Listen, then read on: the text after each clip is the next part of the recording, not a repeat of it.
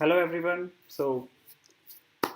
Welcome back in the second day of the Java fundamentals. I'm Gaurav, and we'll move forward with whatever we have discussed yesterday. So for today, the agenda would be we'll discuss more about different operators, data types, and their memory allocation, right? So we'll discuss all this in detail today. Okay.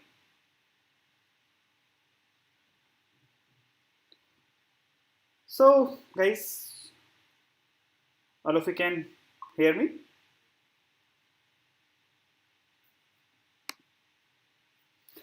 Good evening, guys. Good evening. All of you being able to hear?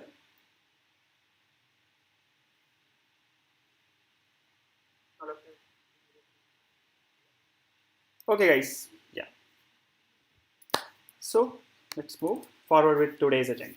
So I hope all of you have installed Eclipse or are done with the Java installation, or you have started coding in Java, or you have tried your first assignment, right?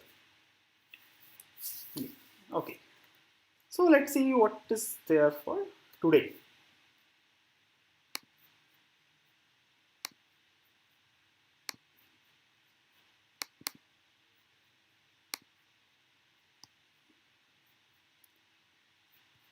So today we'll discuss more about data types. Like what are the different data types we have in Java, and how are they different, and how all these things works.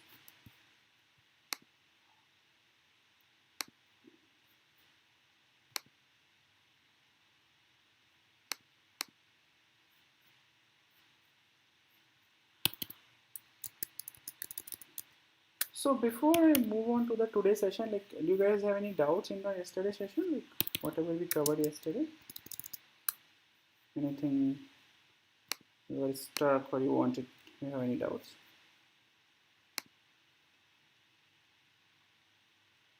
Yeah, you can use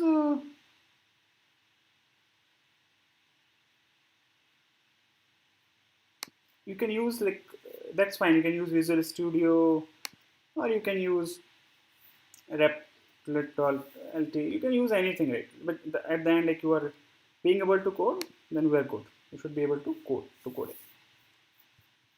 Any software is fine.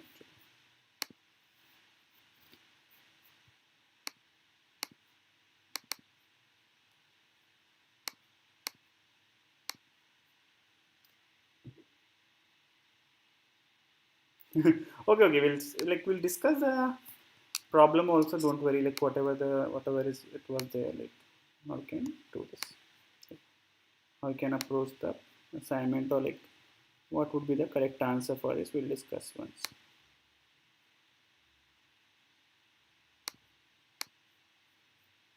Anything else? If you don't have laptop, you can just like do coding in browser, like or like this is a website, right? Apple.lt. You can use that. The other alternative can be you can use their ample of mobile apps which you can actually use. So you can go with that also. That should work.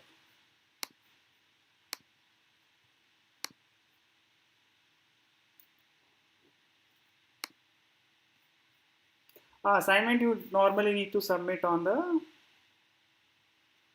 next day before the next day session, or at least by the end of the next day. Like today, you should submit the previous day assignment.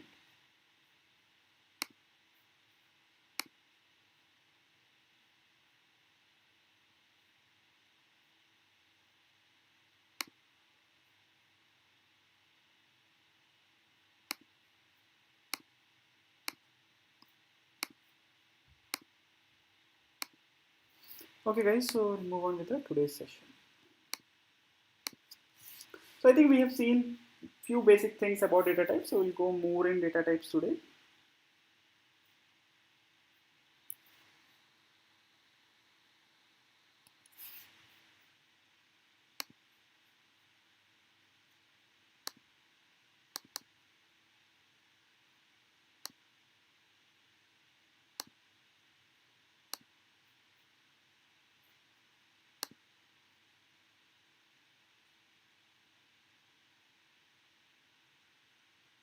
Attendance code will be shared at some time in the middle of the session.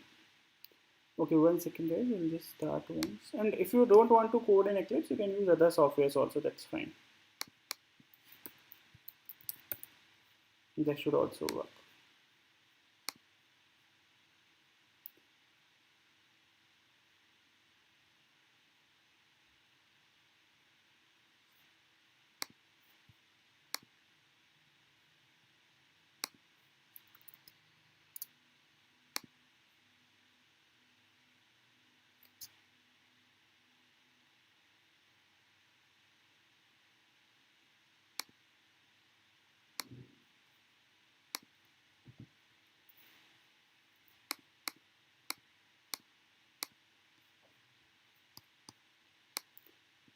Okay guys, so I think we are good with the doubts or whatever you guys have. Now let's begin with the session. Yeah. Okay. So we've seen like all these data types, right? So what all data types we have in Java, right? So we have two types of data types in Java. One is primitive data types and other will be a reference data types. So like whatever we have seen yesterday, like integer, floats, characters, numbers, right? They are all primitive data types. And when it comes to reference variables, they are generally like when we create the reference for the objects in Java.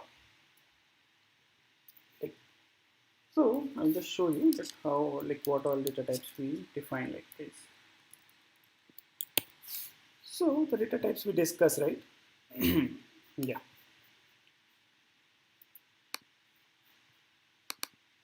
So these are the data types that we discuss. Besides these, right? So these are the few data types that we discussed yesterday. Right? We discussed about int, long and all. And there are other data types. So I think we'll just create a project for today. Okay, let's go with the today's project, right? So it will be day 2 for us, right?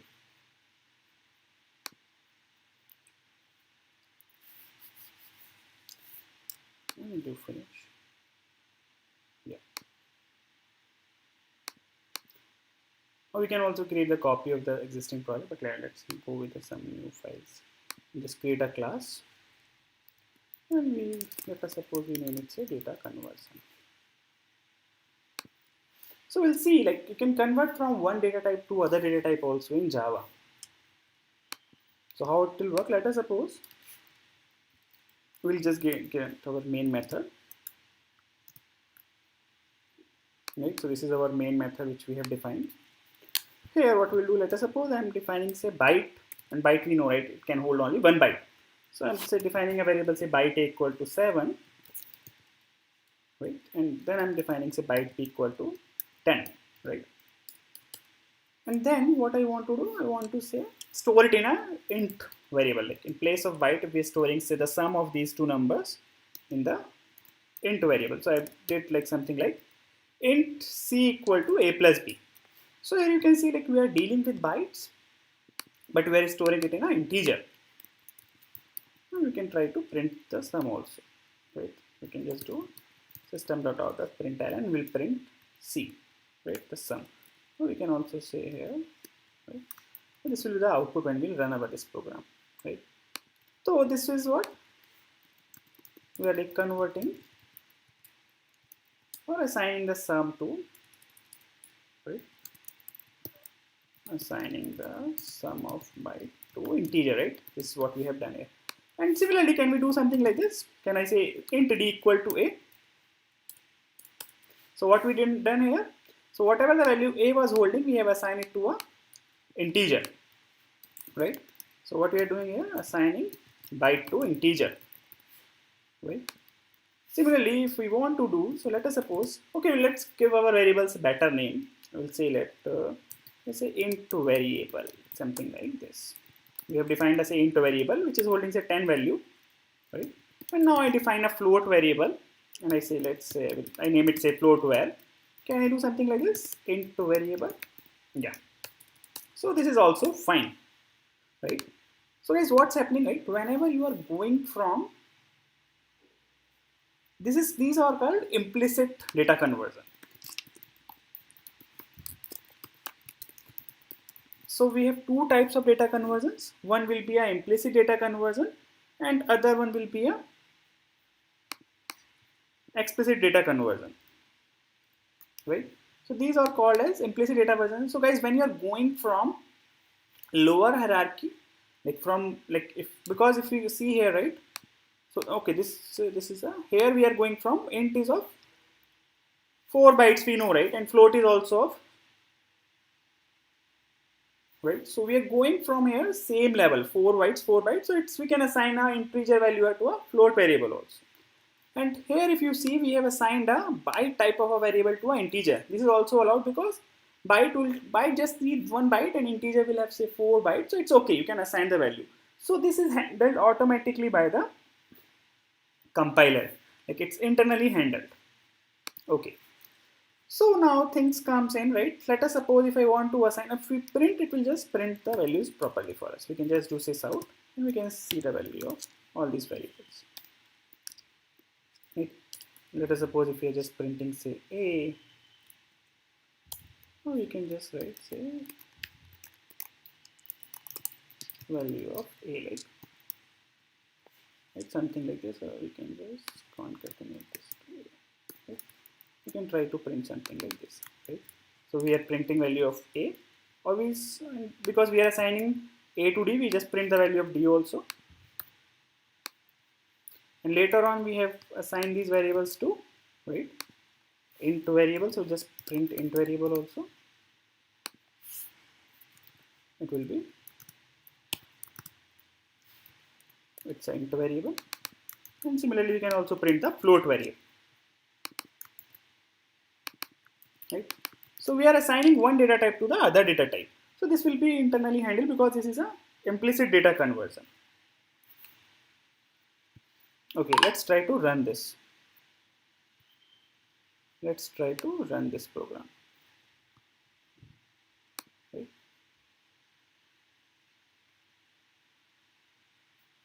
So it's getting saved. So you can see, right? Value of A is also coming as 7, value of D is also coming as 7, value of int variable is coming as 10, but when we assign the same variable to float, it's showing with a 0.0 also, which is a decimal value. So all this conversion is automatically handled internally with Java. But let us suppose let's discuss about explicit conversion. So let us suppose you have a data type. So you have defined say byte, or I will say integer like int, or we say okay, e, let's name it E variable. It's an integer variable E and it's holding say 15, right? So 15 value we know it will fit in 1 byte also, right? Because we know in 1 byte we can have from 127 minus 127 to plus 127, right? So this can hold in byte also, so we can store it in byte. So let us suppose if I try to do say the byte and we name it say byte where, and we're trying to hold the E here, right? We're trying to assign it E. Okay, let's try to run our program.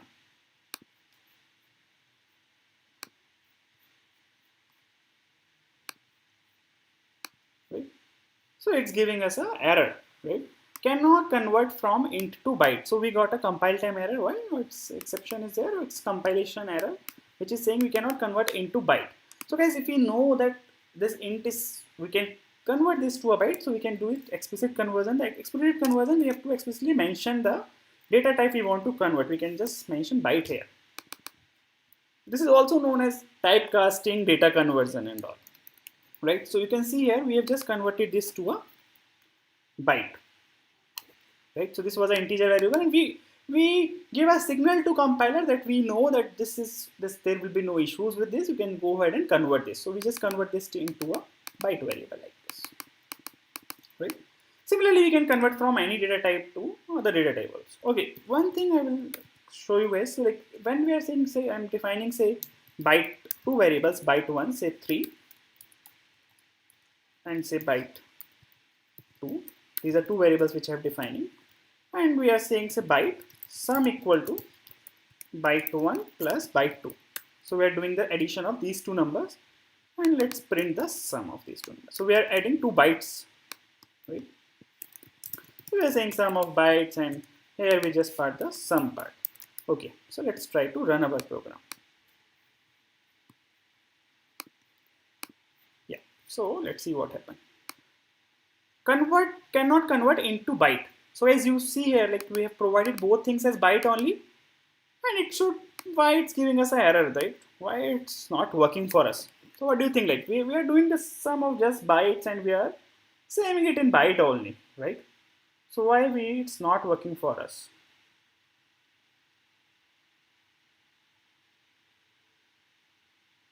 What do you think? Like why it's not working for us? It's byte plus byte. What do you think, guys? Why this has not worked for us? Like in our case, it has not worked, right? We're not doing anything like an integer is not there. It's just we have both the things as byte only, and we are adding them and we are storing it in byte.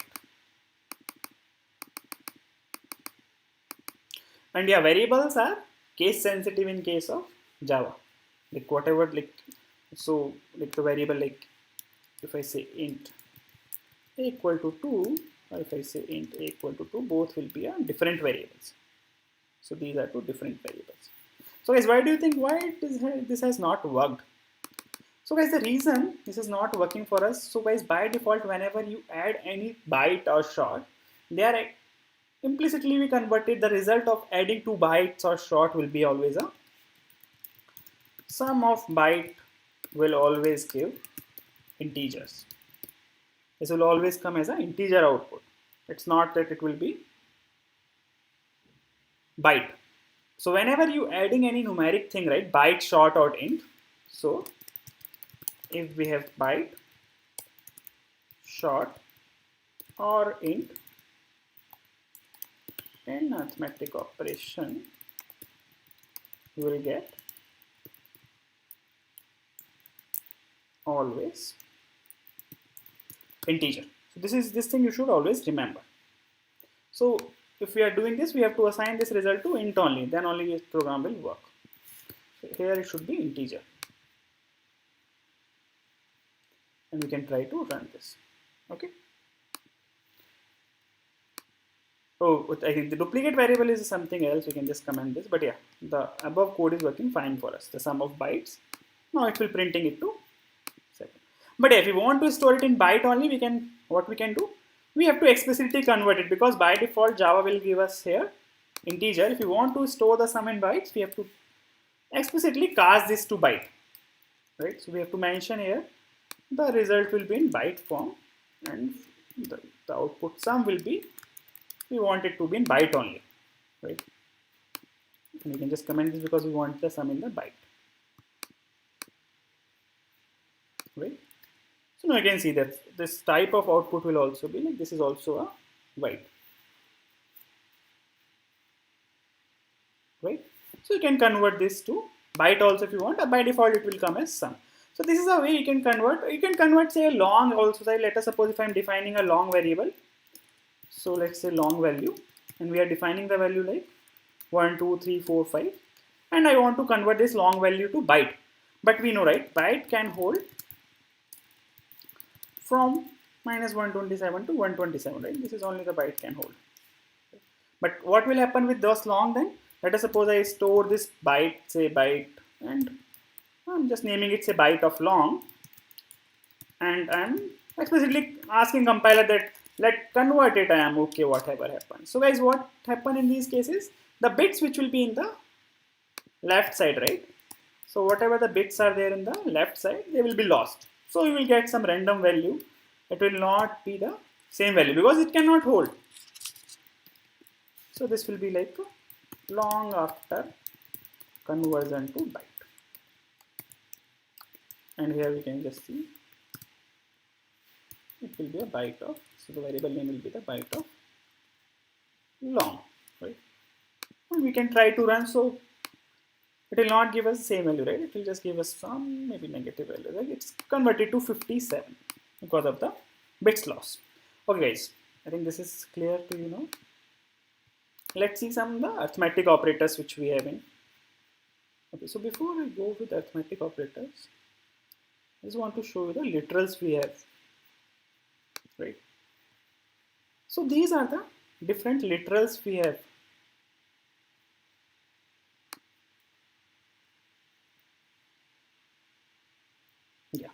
So we have integer literals, decimal literals, octal literals, hexadecimal literals, floating point literals, boolean literals, character literals, and string literals, right? So whatever the integer values we define, they come with the integer literals. So this literal is nothing, right? As we mentioned, right? It's just whatever the literal meaning of a value, it will hold that value only. So it will always have the same value. You cannot just change. Like if you're saying a number 5, right? Number 5 will always be a number 5, right? In maths, it will not change, right? You cannot just make it something else, right? So if it's number 5, it will be always a number 5. Similarly, whatever the decimal values, and we can also have octal values. So whenever we define octal values, they start with 0, and hexadecimal values, they will start with 0x, right? And similarly, we can have floating literals or boolean literals. Boolean literals will be true or false. We can also have a characters. We can just define characters with char in the, yeah, and string literals are also there, like we can define string values. Okay, so the next thing comes in, right? So, okay, let's just discuss about some arithmetic operators. So arithmetic operators will work normally same for numeric literals or decimal literals, right? So just say operators, we'll just start with operators. And guys, when we talk about, right, so I think this is, we discuss, right, all these implicit conversion or explicit conversion, right? And these all are primitive dice, which we have discussed, right? Boolean will hold 1 bit and character is also of 2 bytes. So now let's see what are the different operators we have in Java. So we'll discuss about arithmetic operators, relation operators, conditional operators, logical operators, and there is also an instance of configuration. Also assignment operators, right? Assignment operators is normal, right? So whenever you assign a value, okay, so we should name this class like normally we name with a capital letter. It should start with capital letter, so we'll just rename it to say operators.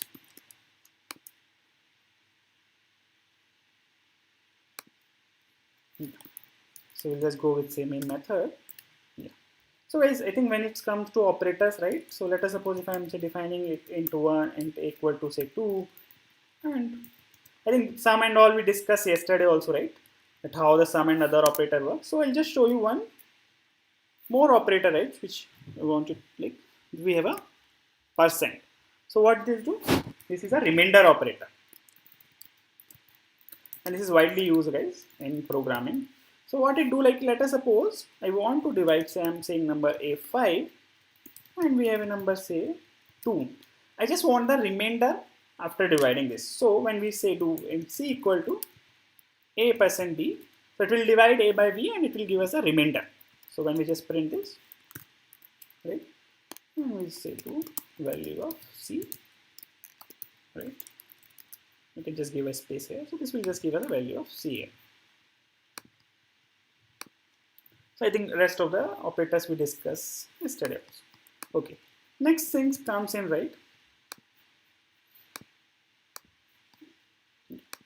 So the next, okay, and when it comes to, right, assignment operators. So for assignment operators, we have other ways also to assign the values. So what we can do, let us suppose I want to say, I want to add B in A, and I want to say sum equal to, and I want to do, right, A plus B. Similarly, what we can do, we can just say, right, sum, or this we have to define the value. So like we say int sum, or we can say int sum 2, right, and we can just say int, sorry, we'll just say, maybe if you want to store it in a variable, or if you just want to say store it in say A only, or we just want to modify A, so we can just say A equal to A plus B, and the same thing we can also written like this. This means that A equal to A plus B. So these both lines will mean same things. And the same thing, right, we can use with other operators also. Like if I want to say minus A from B, or if I want to multiply, so these are also the assignment operators which we can use in place of writing the value. Right? This is also one way of writing that. These are called assignment. These are also the assignment operators. Yeah. Okay. So the next things which comes in, right, we also have an increment and decrement operator. So in case of increment and decrement operator, we mainly have prefix and postfix. So I think like if you have worked on other languages, like so let us suppose if I just want to increment a by 1, I can just say plus plus. So okay, and what we'll do, like we'll just maybe we just remove this or we keep this. We define a value, say int value equal to, say we define 12, right? And what we'll do, we'll just say sys out, right? And we'll just say value of a increment, right? So here what we'll do, we'll just say a plus plus.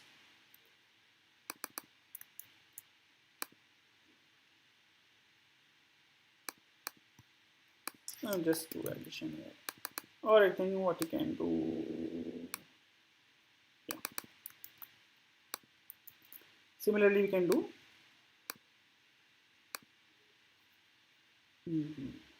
or guys, I will print maybe for you guys for now in the next line, because you might be confused that what is this a plus plus or value of increment. Similarly, we can do also plus plus a, and the same things work with the minus operator also. So you can do plus plus a also.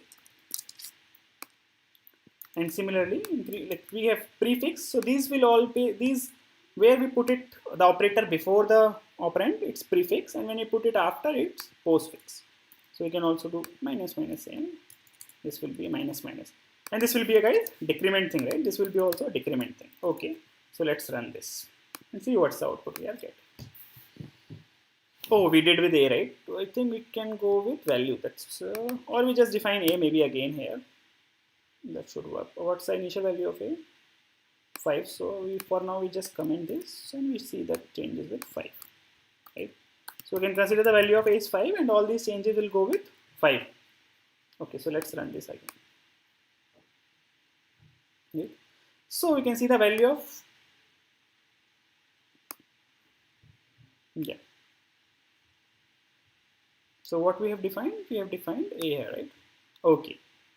So it's showing us here 5, then it's showing us 7, and then again it's showing us 7, and then again it's showing us, what is showing us? 5. So what happened here is, so when you are doing, when we do say plus plus, right?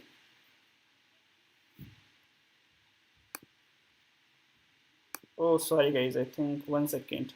Oh, sorry, I think the clips, you guys missed the clip screen. Okay, I'll just show you again. I'll explain you guys again. So we have all these, I think the PPT was being displayed. So we have all these plus operator, increment and decrement operators, right? So plus plus is like a post and this is pre. And similarly for decrement also we can use minus minus, a minus minus and minus minus a like this. It's similar to it we have in other languages like C, C++, right? And if we print it, right, the initial value of a, you can see it's 5 here, but when we printed it, you can see it's still printed 5. Because what this post increment do, it will first return the value and then increment. So here it's printing 5, but the value have become 6. And then again what happened? When we are doing this pre-increment, it increment the value and then return this. So here, what would you say? Value will return 5 and then a will be updated to 6, right? Here what's happening? Value will increment and then return, right? In this case, it's first do the return part and then increment. So this is the difference between these two things. And the same thing, right? And the same things will be for the decrement operator. So this is mainly we have increment and decrement operators. Okay, so next things comes in, right, are the relation operators. So what are the relation operators? Like if you want to compare greater than, equal to, or less than, equal to, like these, we have all these relation operators. If you want to compare two things are equal or not. So all these things we can do with the relation operators. So these are the all relation operators which we have in Java. So I think like we can also store the result of these relation operators in say some boolean value. Like it's not that we will always use them with say if else. Like let us suppose we just create a new class for the relation operators.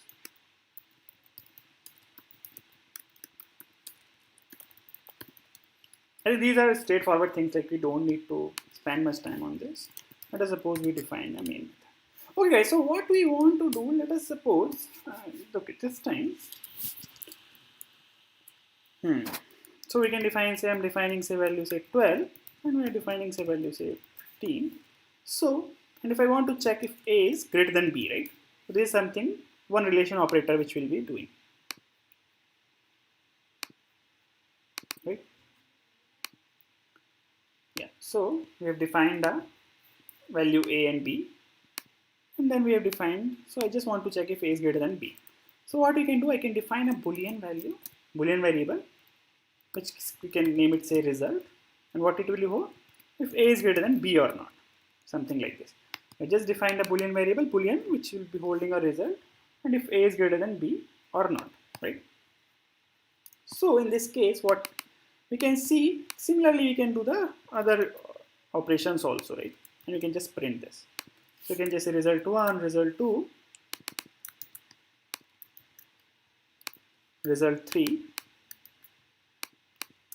and say result 4, right? So we just check say greater than equal to, less than equal to, like this we can check, right? Or you can also check for say equal to. So you can store this, you can use directly this in if else also, and we can also store this in some variables, right? Or not equal to, right? Right, so you can also check. So these are the all relation operators which we can use, right? So like this. And guys, like you can just try out these things, right? You can just say, we can just see the output which is out, right? So say result 1, which will be for, so we can just print all the results.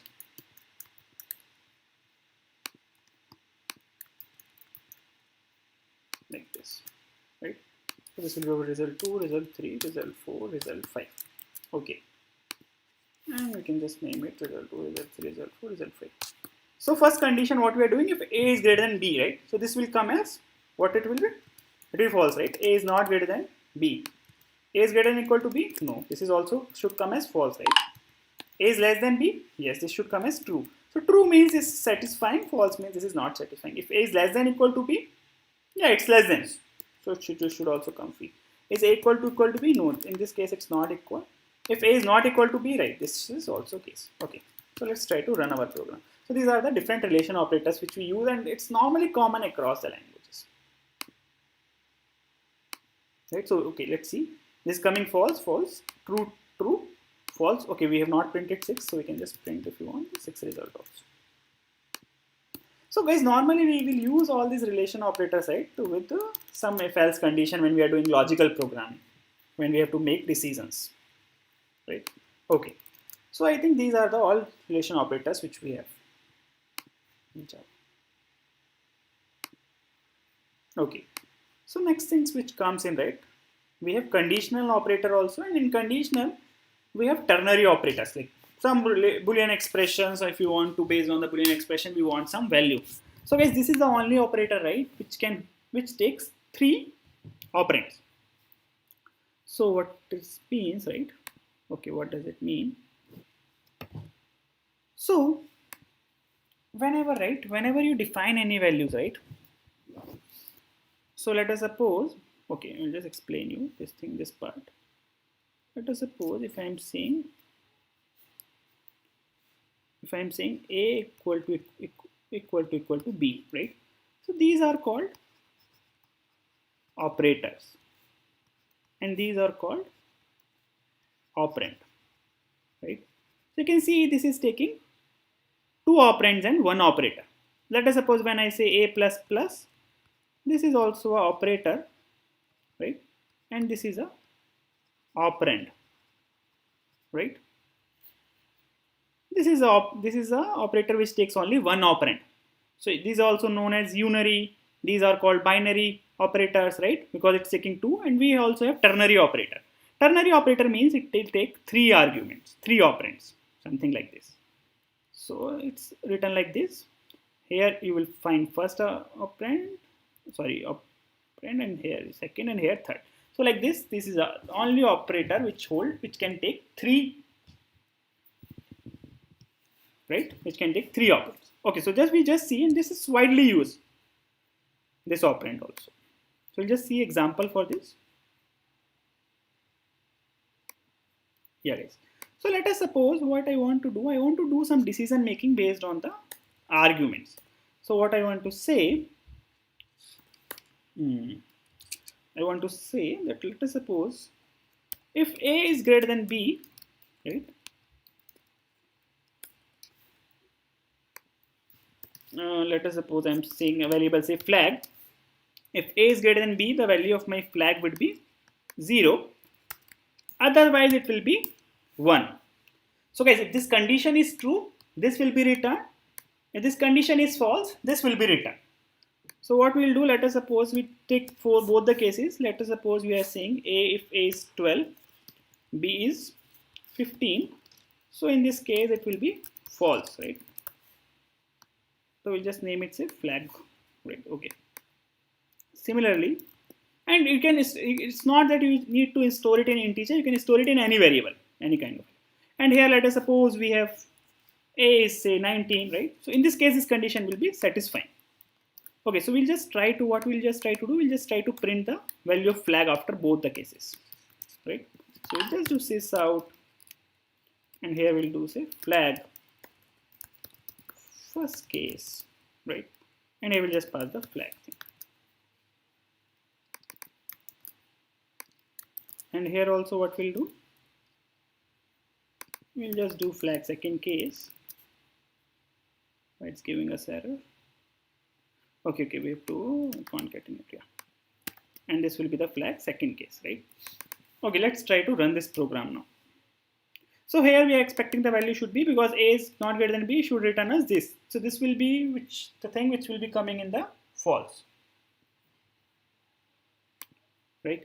And in this case, and if like condition, like guys, whenever there is a Boolean condition, right? It will all, like whenever there is a Boolean condition or using any comparison operator, the output will be always true or false. It cannot be nothing, right? It's something it will return, guys. Okay, so let's see. So flag first case we got 1 because this condition is not satisfied. So it's give us 1. Because in second case the condition satisfied, we got 0. So this is widely used, this operator also. You will see it in different quiz exams and all. Okay guys, so I think this is good.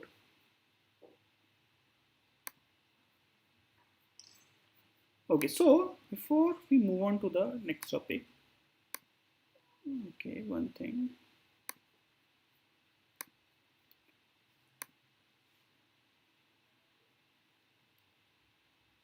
Yeah, so I wanted to explain you about something like how the memory allocation happens, like whenever we define any variables, guys. So you have seen so far the variables we are defining, all the variables we are defining inside the main method, right? You can see here we are defining each and every variables in the main method. Okay, so let's try to add few more methods and how it will work. Let's see that thing today. Let's try to create methods, right? Just name it, say methods, right? So always, like, your class needs main method if you want to get the execution part, right? And okay, so like let us suppose I want to say write a method, right? Okay, so guys, normally the syntax for the method is, right, there will be some return type, right? So how the syntax will work, you need to mention the return type, then it comes to method name, and then you also have the argument. So we'll see it in detail, but yeah, for now I think you can just focus on this.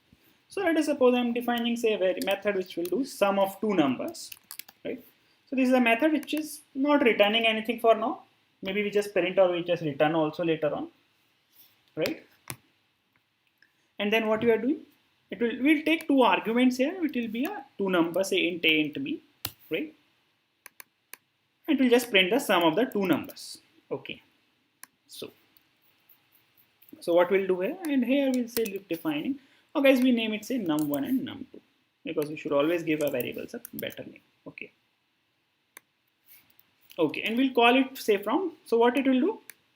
It will just calculate sum. This will say cal sum equal to num1 plus num2. This will just calculate the sum of these two numbers, right? Yeah. So here what we'll do, and maybe if you want to return, you can just say int here. So this method, what it will do, it will take two numbers as an argument, it will add them, and it will return their sum. So you can just say return cal sum, right? So we define the method which is taking two arguments, it doing the sum of these two numbers, and in returning the sum. So whatever the return we want. So guys, when we mention here void, right, it means that this method will not return any value. But when we say, right, but when we say return, like when we specify the return time, it should return the same data type values. So if we consider, let us suppose here, like I'm defining say int a equal to 2 and int b equal to 3, right? And then I do say sum a comma b, right? And we can store it in say some variable, say result, right? And now we can print it also. So this is how we can define the methods also in Java. Okay, and we'll say sum result. Okay, so I think we see something wrong is there, but let's try to run this program and we'll see what's wrong.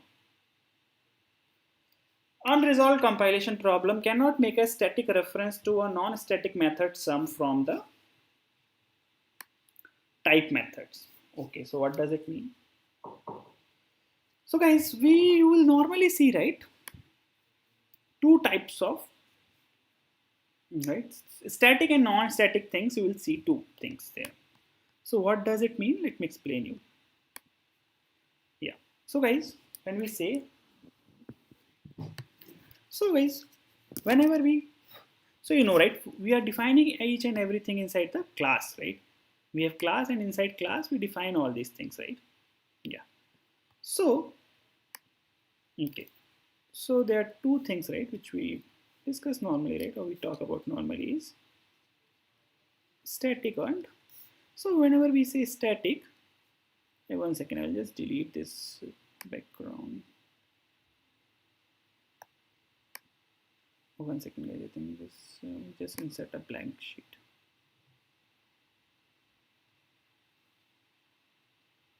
New slide. One second, I'll just delete this because it will be more clear for you. Blank, yeah, we'll just get a blank sheet. We'll just delete these two extra sheets. Yeah, so guys, when we talk about static and non-static, we're talking about non-static, right? So static, right, they belongs to class. And guys, whatever is non-static we define, it will belongs to objects. They can be directly accessed. Right? These can be directly accessed, and whatever is non-static can be accessed through objects. So I think you will understand this better when we'll go for objects and classes and all. We'll understand them better, right? But yeah, for now, things like if you want something without creating objects, we have to create it static. And the other point is, right,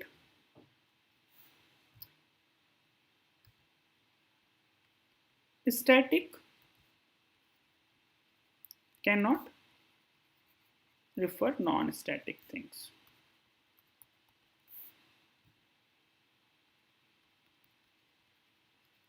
Without creating objects.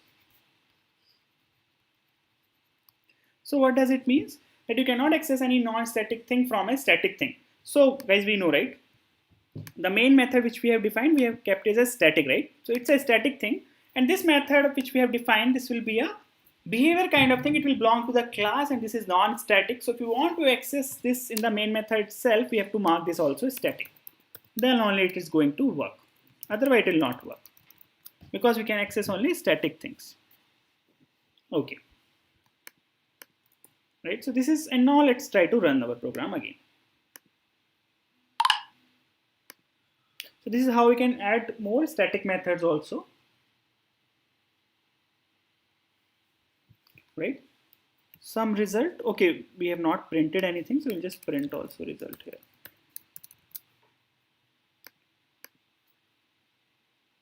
So you can see, right? Sum is coming 5. So we have successfully defined a method, right, which is of a static type. And so guys, the benefit of writing like this, right? Let us suppose you want to test it for more use cases also, or you want to use it. So the benefits we have with all these methods and all, right? Because if you want to call the same code again and again, you can easily do it. Let us suppose I want to say add 2 or 5, right?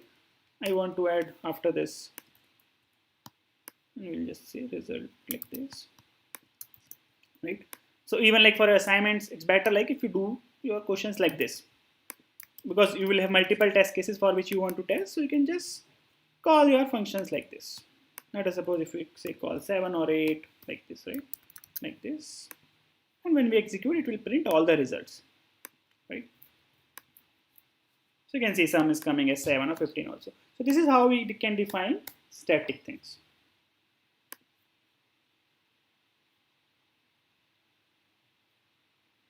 Okay.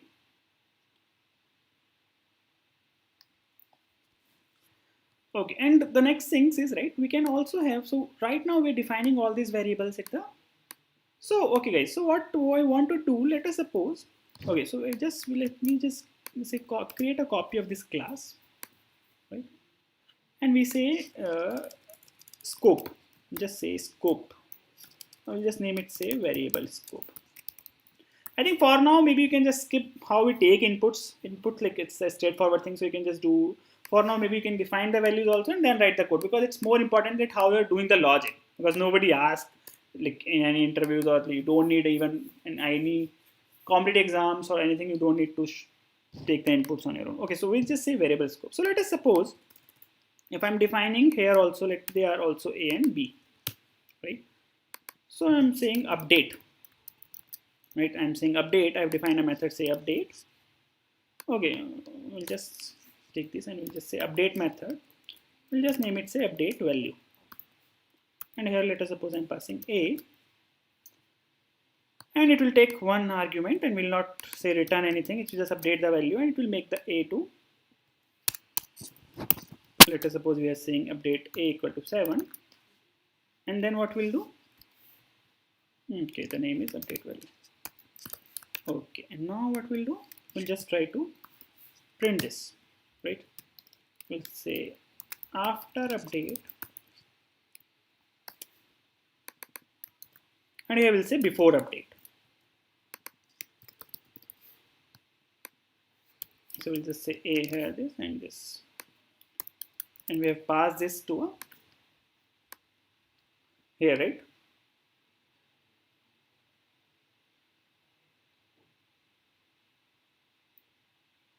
Right. So in this case, right, we are printing values. Okay. So we have what we have done. We have defined A initially 2, and then we are calling update method, and we changing to 7, and then we are again printing it. So guys, what will the output of this program? What the result you will get? So what will the result of this program now?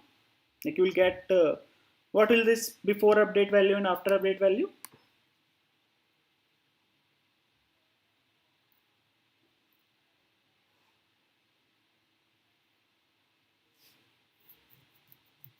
What do you think? Like it will be 2 2 2 7 7 7 like this. What will be the value?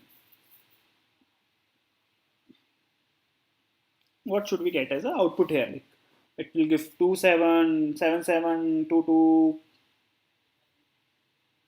2. Just give the before and after both. Okay, so now let's run this. I think many of us saying it 2 and 7 2 2 2 7. I think most of you have the answer is 2 7. Okay, let's run this. So we are getting it 2 and 2 only. Okay, so what happened here? Why it's coming is 2 and 2, right? Okay, so we can see, right, it's coming as 2 and 2 only. So what is the reason? So guys, whenever you are defining any variable, right, so what will happen?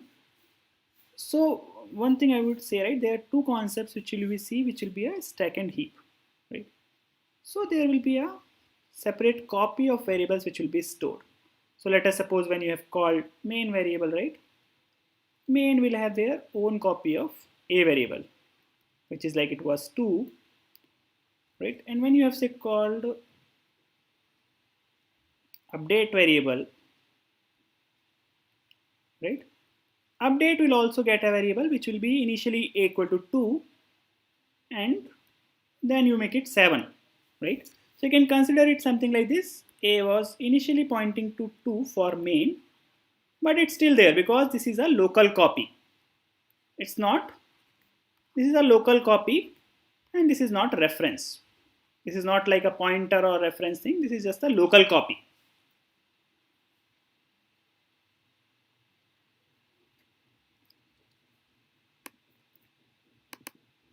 So this is how it looks like, right? So this is a, you can consider it as a stack. So this is a stack, right? Where A will be stored for main separately and update for separately. So the name of these two variables are same, but the scope, they are in different scope.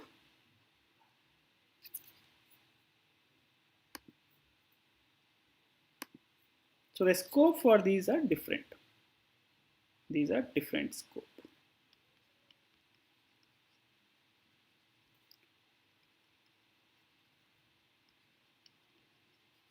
Right? So they have a different scope in this case. So this is a stack and they have a different scope for this case. So they are not in the same scope. So that's why this is not a reference, this is just a local copy. Update is there, update is having its own copy of A, which is different from what were having here. So I think this would be clear to you guys now. One thing I also want to guys explain. Okay, let us suppose, okay, let's see the strings also, how strings will work. Okay guys, so before I move to strings, that how strings work, so if you have any doubts, you can just ask, and I will also share the attendance code for today. So today's attendance code is 141516.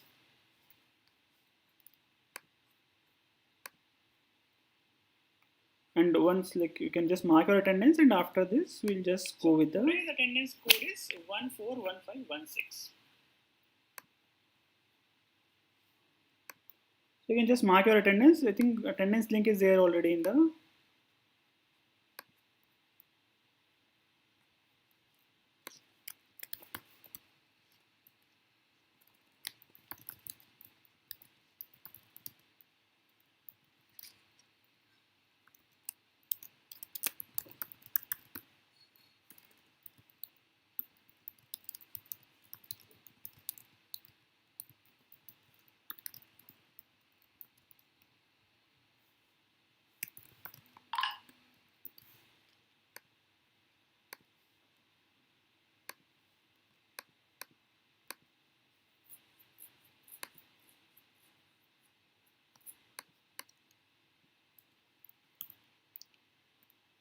okay, I will also share the links with you guys. 1 second.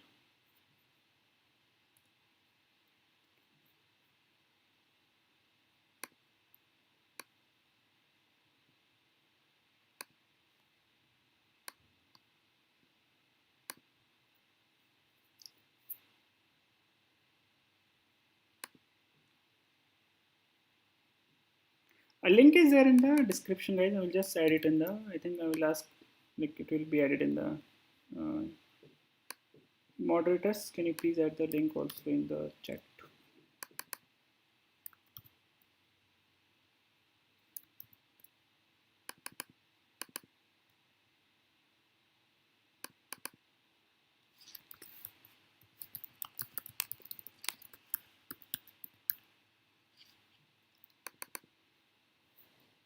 Yeah guys, so please go ahead and quickly fill your attendance in 5 minutes, and then we'll move on and we'll see how the stacks and heap work, and how the strings works in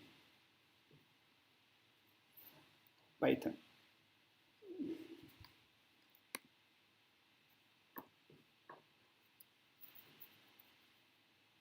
Code is 141516. Yeah, stack all like I will explain the heap concepts also, and I will just explain this if you want. I will just explain this local copying thing once again. Code is 141516. So just mark your attendance, and then we discuss the next concept.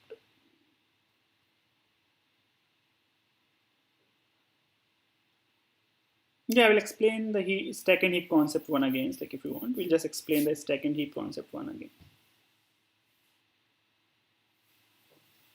And we'll also discuss about the instance variables and the local variables, how it works.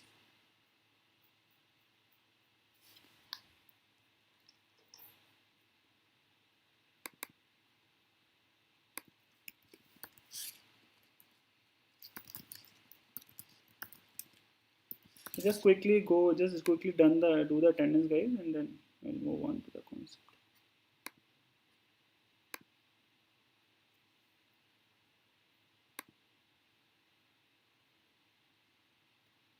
User input guys, maybe I'll just explain you in the next. It's straightforward using a scanner thing, so there's nothing much to worry about it. And also guys, like if you are not yeah, this PPT I will be sharing with you guys, and I think we are at least 100 plus people who are there, so guys also you can hit like and support us, right? Many of you have not done that, so we can just do this.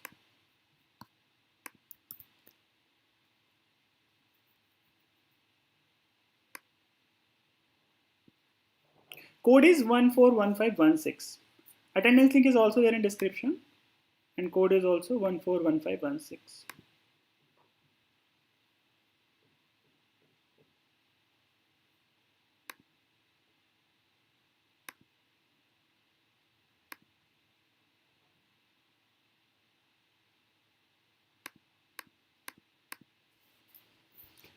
Yeah, okay. So I think most of you are done. So I'll just close attendance and let's move on to the topic back. So, okay. So what happened here, guys?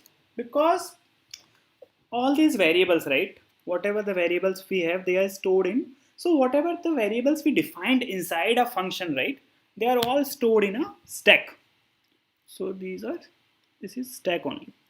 So whatever the variables you defined inside a function, they are stored in stack and they have their own local copy. So this is a copy for main function, this is a copy for update function, right? Okay, and it's okay, like if it's showing you day 3, that's fine guys, it will consider for day 2 only.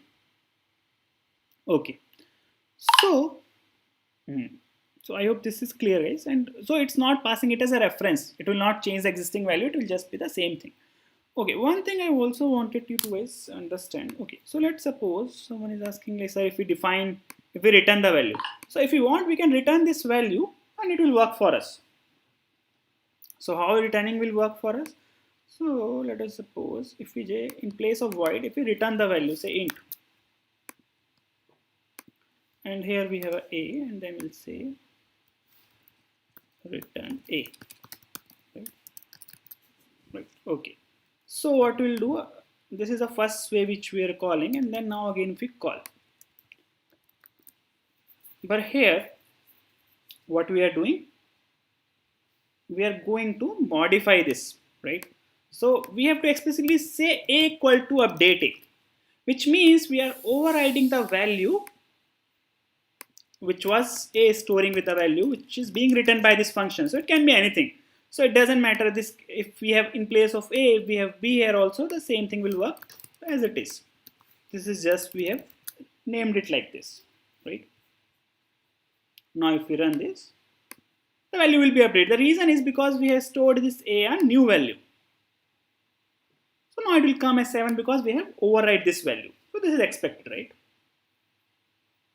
Okay, so next things come in, right? So I think static we have discussed. So static means that we don't need to create the object of that class.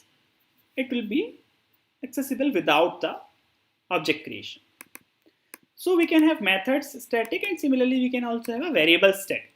Okay, so far we have seen, we have defined all these variables inside the functions.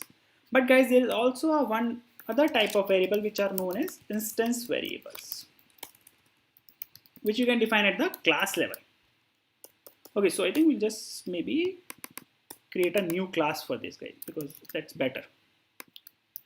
Otherwise, we will be confused. And we'll say name it as instance variables.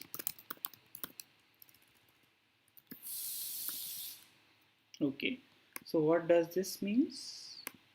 What are instance variables?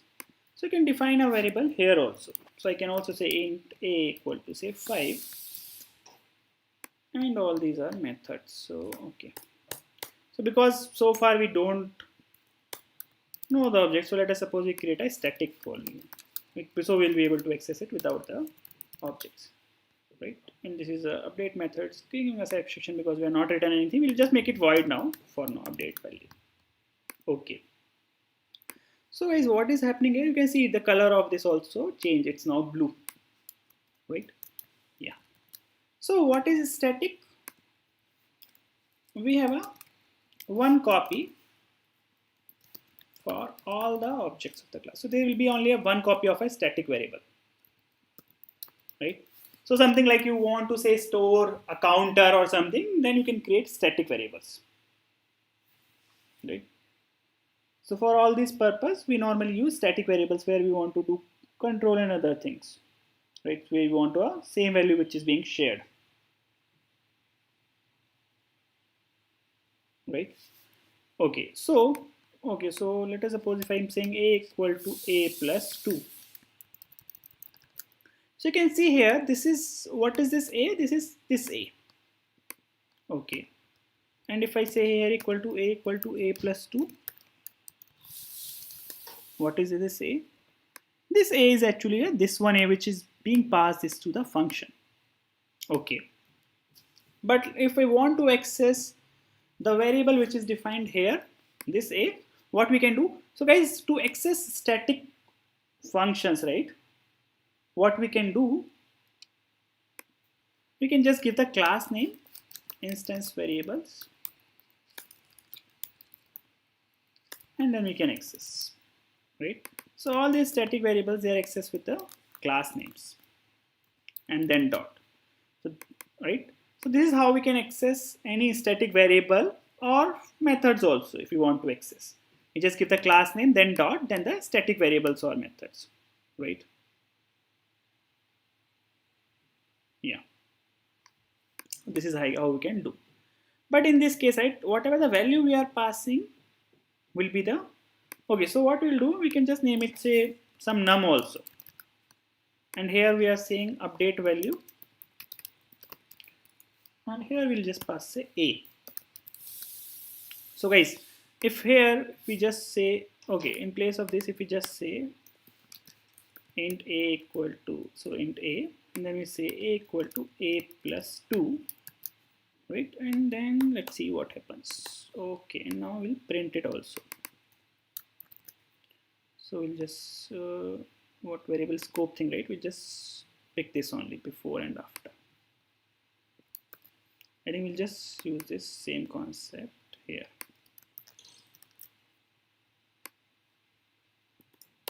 You're not returning any value here.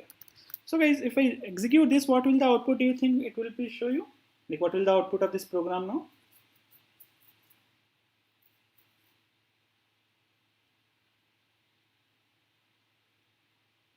So this is something old output. Don't go with this. Just clear this. Yeah. So what do you think? What will the output of this program now? Will it give us 5.5 or 5.7?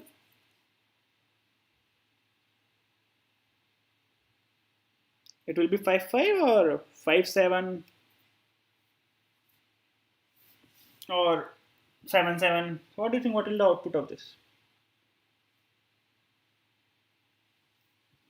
5 only. Why? Because this is, here we are holding, because we have created a local variable with the same name. So this a is not visible here. So if we run this program, it will just give us 5.5. Because this is a local variable which is we have created in update. But if you want to access the, so that's why we should avoid also like this. And but if I want to access the static variable which was defined at a class level, I can just say class name dot variable name. Now this will update the actual value. Now if we run, it will come as 5-7. Right? So you should understand, like if you are defining any variable with the same name in a method or a function, the scope would be changed. It will be a local thing. Okay. So now I'll just show you a few things about strings also. And okay, in terms of memory, right? Some people were asking that what is memory and all. I'll just explain you guys about the memory concepts also. And we'll understand memories better in terms of. So okay, let's see first some string things and then we'll do. So we'll just create a class of strings. We just named it as a strings. You cannot just name it a string because string is already a class. We just created a main method. And here what we want to do, I want to define a string. So to define a string, right, we can just say string s equal to, and we can just give a character strings. I can just say something like name, like something like this.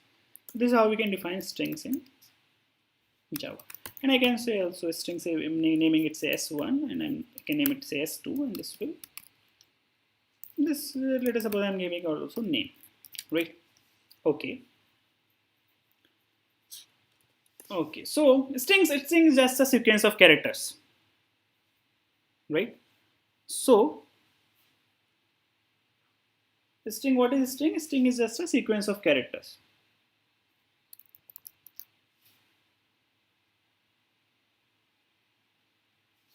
Okay, 1 second.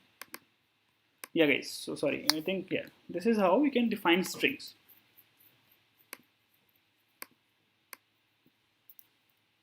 Yeah, so we just need to give a string. So string is a class. String is class in Java. So this is how we can give a string, and this will be a reference. So guys, string is not a primitive data type, right? String is not a primitive data type. String is a class.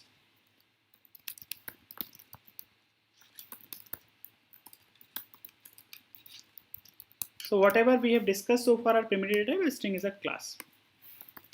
And what we do here, we'll just say s1, s2 we define two strings, right? Yeah. And then let us suppose if I want to say compare these two strings, say I'm saying boolean. And strings also immutable in, strings are immutable in Java. So what does it mean? Once you modify, it cannot change. Okay, if I just settle, also suppose I'm saying say any name Amit, string defined Amit, and I'm saying Amit, say okay, Amit K and something like this. And I want to okay, let's say I'm defining say string Amit only, and I want to modify this string, and I want to say make it hello Amit. So I just say hello, and guys, we can use plus operator to concatenate two strings. Concatenation means we can just combine two strings. So I can just say s1 equal to hello plus s1 like this. This is how we can combine two strings. Okay, so what does it mean combining two strings? So if I just print here, like if we do here, the value of say s1. So we already said strings are immutable in Java, we cannot modify them. So what will the output of this program, guys?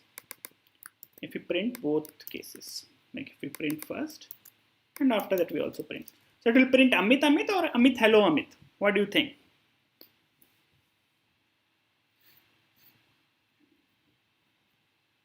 We can also use instance variable dot a in main also. We can access a static variable with class name dot variable name anywhere.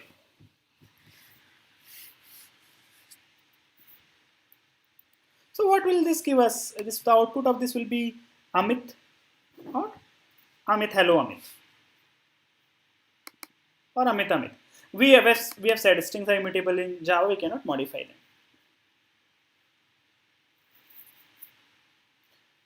Okay, so and these are primitive data types. So whatever we discussed before are primitive data types. Strings are classes. They will have reference. So this is actually a reference to this. So I will explain you what's happened in these cases. Yeah. So what does like immutable things, how it will work like? Yeah. So whenever you are defining say string, say when I'm saying S1, right, and I said Amit. So guys, there is a heap, right? So there is a memory of heap, and all the variables of main function will be stored in stack. So this variable S1 will be stored in stack, but it will be referring to the heap. And in the heap, what will it store? We're storing Amit, right? So this is how memory looks like. So this is a stack with main method, and all the variables of main method like main function will be stored here, but they will be pointing to the heap. But this will be the case. So guys, all the primitive data types, right? Primitive data types, they are stored in stack, and all the objects, all the references, right? They are stored in heap. So because string is a class, it's a reference to a string, it will be stored, actual string will be stored in heap. But yeah, the variable, whatever variable we are defining, it will, because it's a part of main method, it's there in the S1. Okay. And later on, what we are doing here, right? We are saying hello Amit. So what will happen? It will create a new string here, because we know strings are immutable, right? We cannot modify them. So it will just create a new string, hello Amit. And it will remove the pointer from here. It will not be accessible anymore. And it will start pointing to this. And this will be, what it will be? It will be available for garbage collection. So right, whatever the objects we have in heap, right? I mean, which are not accessible, Java like garbage collector internally clean them, because to free up the heap space, right? So this will go for the garbage collection.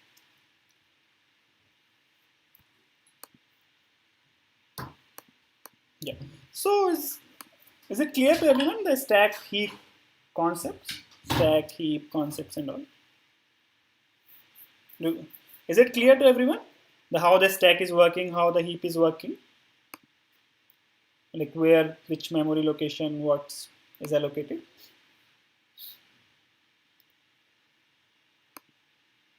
Yes, guys. And these are very important concepts, right? Like you study all these data structure, stack, creating heap, but they are all actually used. Like Java is internally using all this stack heap also. So, are we good? Everyone got it? How the stack is working? So primitive data types will always be stored in stack. Reference objects, reference actual objects will be always stored in heap. Okay, we'll explain this once again. Maybe I'll just create it a new slide only for you guys. 1 second. I'll just explain this concept. So guys, whenever you define all these primitive data types, right? When we say, like inside a main method, right? So if you have a main method and you have defined say integer a inside the main method, which is holding say value 5. So what will happen in the memory, right? We have a main method call, like this main method is called, and we will holding something like a equal to 5 here. Like actually this will be stored in register, but yeah, this is something like which will be there, because this is a primitive data type.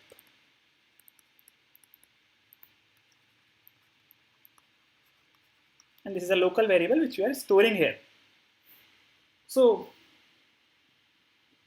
yeah, and the next things comes in. Just make a new slide. When I say main,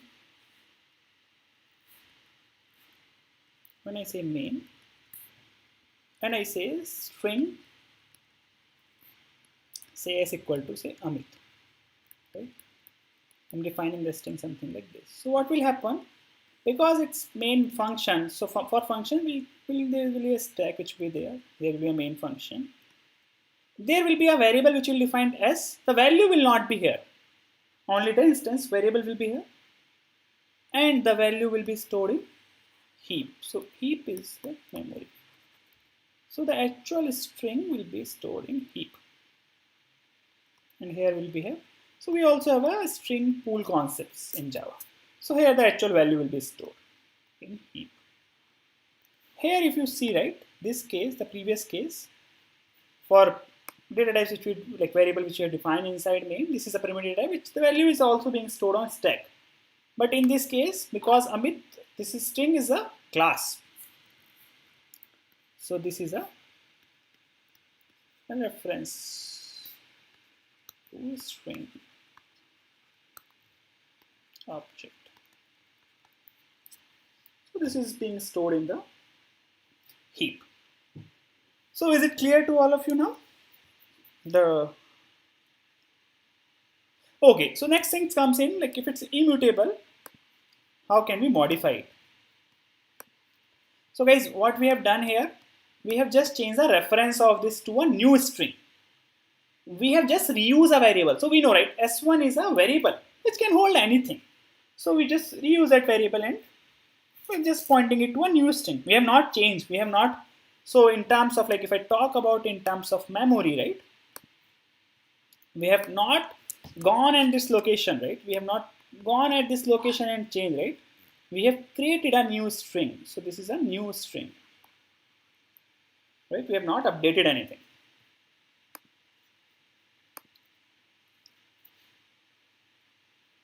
Is it clear to you guys?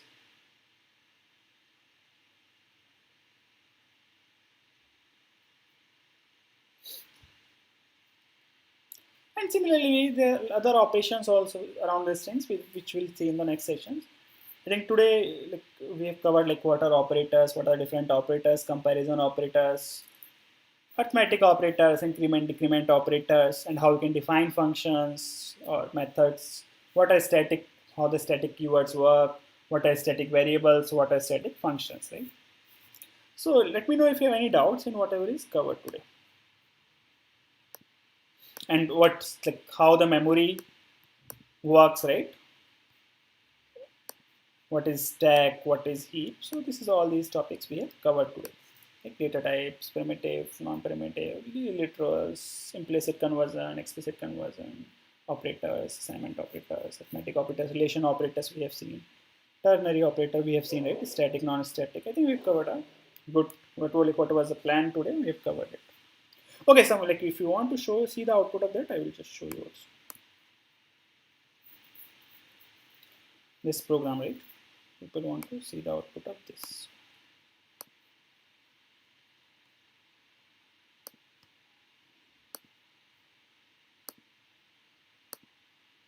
This is Amit hello, because it's now pointing to a new value, right? So this will come like this.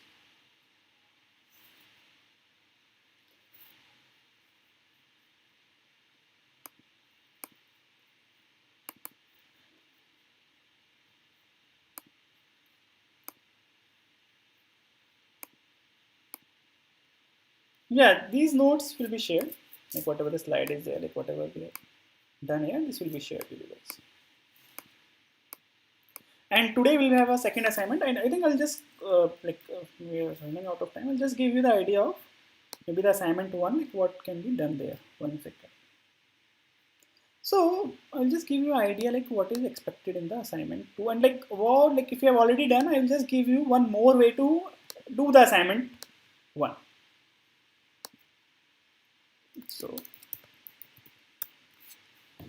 So guys, whatever the input, right? Okay, I'll just try to let me open the assignment also for you guys.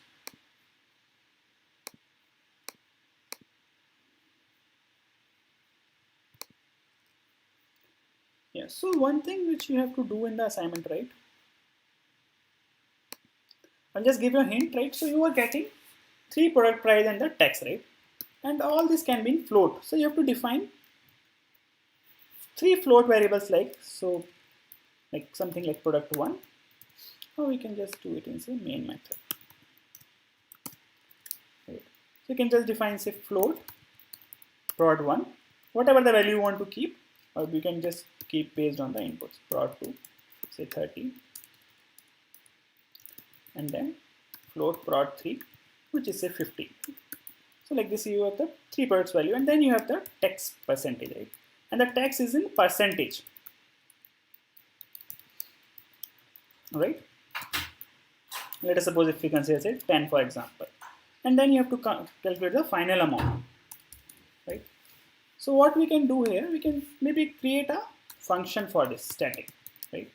And we just say calculate amount, and in this function what we'll do, we'll pass 3. So this is one way of achieving this. And just pass all these arguments, say prod 1, prod 2. Or if you want, we can do here also complete calculation here itself. Okay, let's first see how we can do here complete calculation. So guys, we know final amount. What will the final amount? So we'll just say in place of first doing final sum. So sum will be prod 1 plus prod 2 plus prod 3, right? This will be the sum of 3 products. And then after this, what we can do? And this will be also float, right? You can do it using user input also, that's fine. But always try your code with all the cases, like all the whatever the input output side, it should work what is there. Okay, and what we have to do here? So guys, this is the input part, right? So this is something like an input thing. And guys, always understand the logic thing, right? Always understand, like, it's not that you should just jump in writing the code. First, you also get the logic that how you should approach the problem, what will the thing. So this is our sum, and what was given there? We have to divide tax percentage by 100, right? Final amount, right? So what will the final, oh, sorry, it will be same. It will let me make the final amount. We'll keep A capital. Right, yeah. Final amount, what it will be? It will be final sum, right? No, sorry, tax percentage. Oh, which let's say tax pers, like who will type like this much, right? So it will be tax pers, right? Divided by 100 into final sum. So if you want, you can store it in a variable final sum like this, and then we can just print. Just say sys out, and just say final sum. And guys, you must have seen we use plus here, right? Many times while printing. The reason is system.out.println, right? It takes the input as a string. So this is a string, but because this is float, it will not allow you. So as I have seen you, right, we can use plus for concatenation. So that's why we have to use, right? So we have to use here. What we have to use here? We have to use here plus. And then we can just give the final amount. Right? So you can just use plus here while printing. Yes. I think this was the problem which was given, right? So this is how we can do this.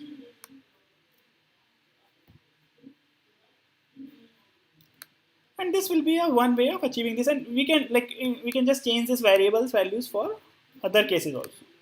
I think this is a one way of achieving this. Okay, 1 second, I'll just refer the assignment also. Like if you want, you can use the same program and you can try it for the cases which is given, right? Yeah. And if you want, you can calculate the amount for each product also by this formula and then sum it. That's fine. There is no printf in Java. You have to use system.out.println. So guys, this is approach one of doing this. The other approach will be, guys, okay, I'll just copy this. Right. So always, guys, there is always a multiple approach can be there for two. Like few people might take input and all also. The other thing which you can do, I think for this assignment is fine, but yeah, for further assignment I want to use these functions also. We can just say static and just say name it say cal amount. And here what we'll do, I will just pass the product prices. So it will take argument say prod 1, float, prod 2, float, and prod 3 like this, and then float tax pair. I think tax percentage was an integer, right?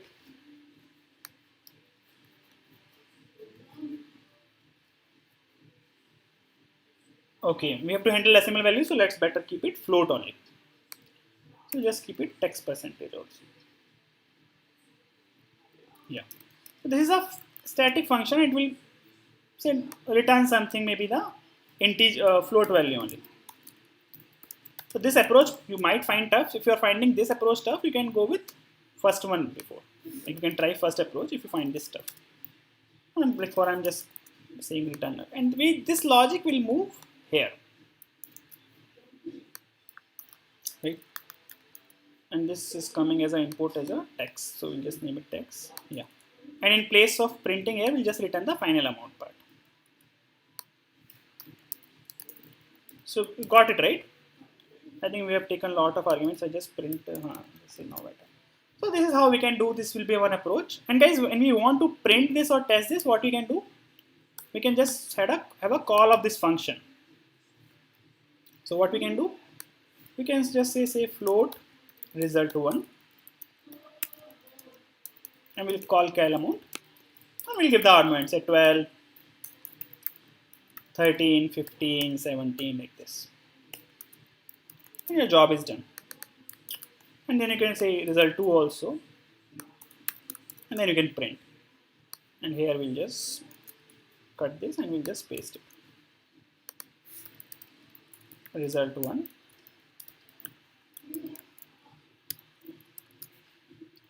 And then similarly you can do result 2. And guys, don't worry, like our focus would be on both things. Coding also, you should learn coding, and concepts are important always.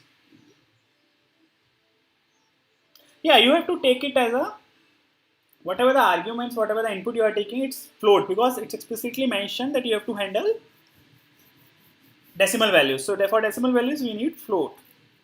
Yeah, second approach you guys might find lengthy, but the benefit here is, right, when we want to do it for multiple calls, right? Let us suppose, so I don't need to even define all this, right? I can just call, say if I want to say call for 10 cases.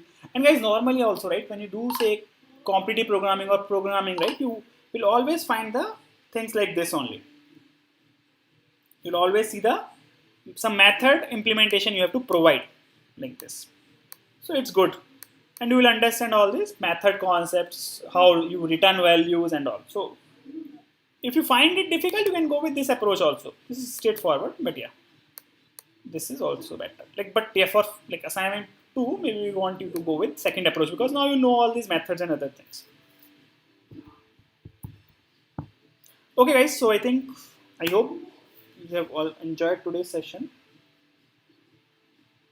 And guys, like also don't forget to subscribe to our channel so you get idea, and also share with your friends like who are interested in learning Java. You can just share the community, because we'll go doing more courses like this. It's not just Java, it's not just one course which we will be doing. And I think 100 plus people are attending the sessions, guys. I think if you are learning something new, or even if you know Java, you have learned something new, or you are enjoying the sessions, you are enjoying the coding part, so hit the like button, guys, because at least the number we want the like we normally identify from the likes only that how many people have actually attended. So it's look like that only 60 are attending from 100. So like we want you guys to be also active. Okay, so if you like, if there is any doubts which is missed, or like if you have any doubts, you can just ask quickly, and then we'll be closing the session now. If you want to take this input, that maybe tomorrow I'll just explain you how to take the user input. But yeah, that's fine. I think the code will be work. It should be the same thing.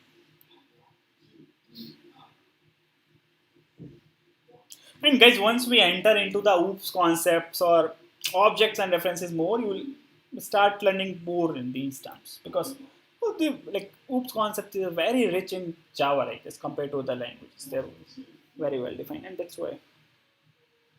For quiz, guys, like quiz are being posted on Instagram. Like we'll also post the quiz questions on Facebook. So the people who are not on Instagram, they can attempt it in the Facebook page.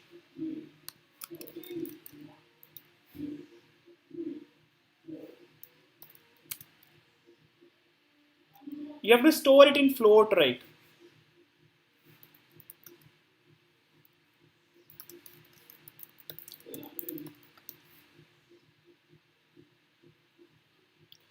if the result is coming wrong, guys, the reason could be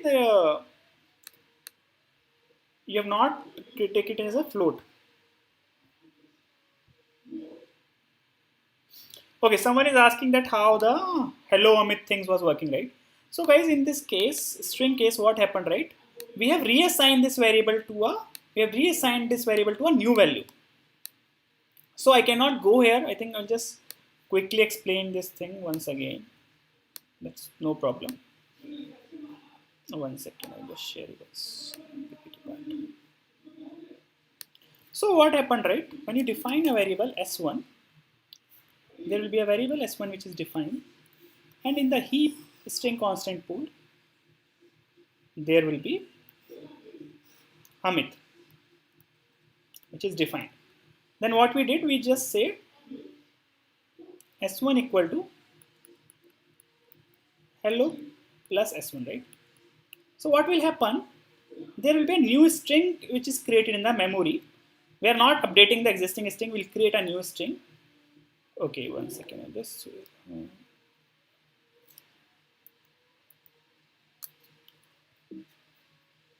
remove this. Yeah. So there will be a new string which will be a hello Amit. So this s1 we are not changing here. No change here. This is something like a new string. And this variable, because this is a variable, can point to anything. And to start pointing here, and this will be eligible for garbage. What is garbage? Garbage is any reference variable objects which are not in use. So it will be, so it free up the space because all these are in heap. Heap memory, and we need heap memory to, yes. So if you like, if I say it's Java heap.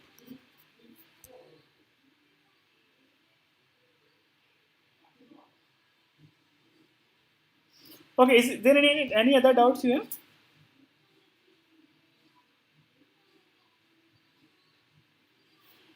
Okay, I'll just show you the second method for today's assignment. So guys, if you find second method tough, you can just focus, you can just do it with the first. That's fine. That's okay.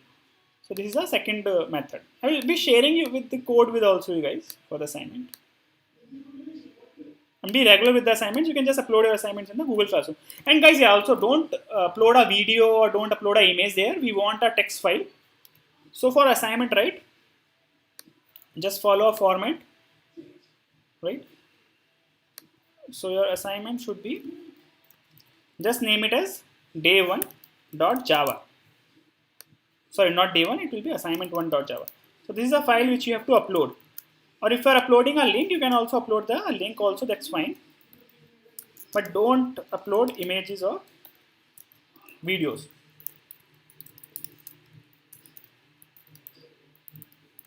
And assignments, right guys, assignments will be evaluated randomly. Like it's difficult for us to evaluate all the assignments because we have, I think, 150 plus students on Google Classroom. But yeah, don't worry, we'll look over your assignments and they will be evaluated randomly. So that's why I always test your code with the input-output. And today's assignment, right, we'll try to increase the problems also more slowly. And guys, I like received a feedback or received a question from one of you guys that, sir, how can I learn or I can be good in coding? Guys, there is only one mantra to learn coding or to be excel in coding or excel in any programming language, not Java, not just Java. Practice, practice, practice. Practice as much as more you can, you will be excel more and more. Try to do the same assignment with different approaches, and then you will learn more.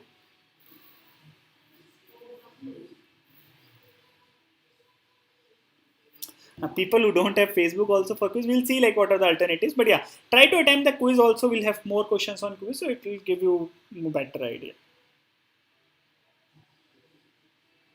I will just share this code, right, with the today's code. This code will also be shared, so you can guys just compare the code and you can just go through. And still you have doubts, guys, so I'm also available on Google Classroom. Whatever the doubts you will post on Google Classroom, I will be there to help you out, guys. Or you can, so normally with the assignment, right, there's a thread which is created. You can just post your doubts there. So there are other students also which can help you. I will also there to help you out. To get a digit specific, right, 4 digits and all, we need to use precision. So maybe I'll just show you tomorrow, like if you want to know about precision.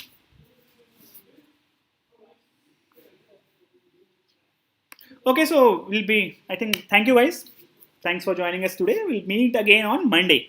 So you have, for today's assignment, you will also have, for yesterday's assignment, you will also have tomorrow's time. And I think a lot of you have issues with the yesterday assignment. So we'll be extending the deadline for yesterday assignment. You can complete both the assignments by tomorrow EOD because there is a weekend, right? Yeah, I will, like, all these programs will be shared, right? So we'll be sharing all these codes with you guys, all the code and the PPT will also be shared with you guys. So you can just go and revise. And also guys, spend, like, because it's a weekend, I will not have classes, guys, spend more time going through whatever the concepts we are discussed, build these concepts, and then we'll see more. We'll start with oops, like we'll see all this conditional logic and flow chart, flow conditions and all in next thing. Guys, you will get only one digit if it's just a one digit. You will not get more. Okay, thank you. Thanks for joining today.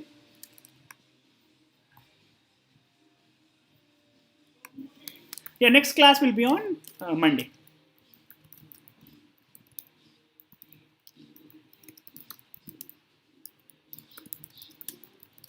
Okay, so I think we are good for today.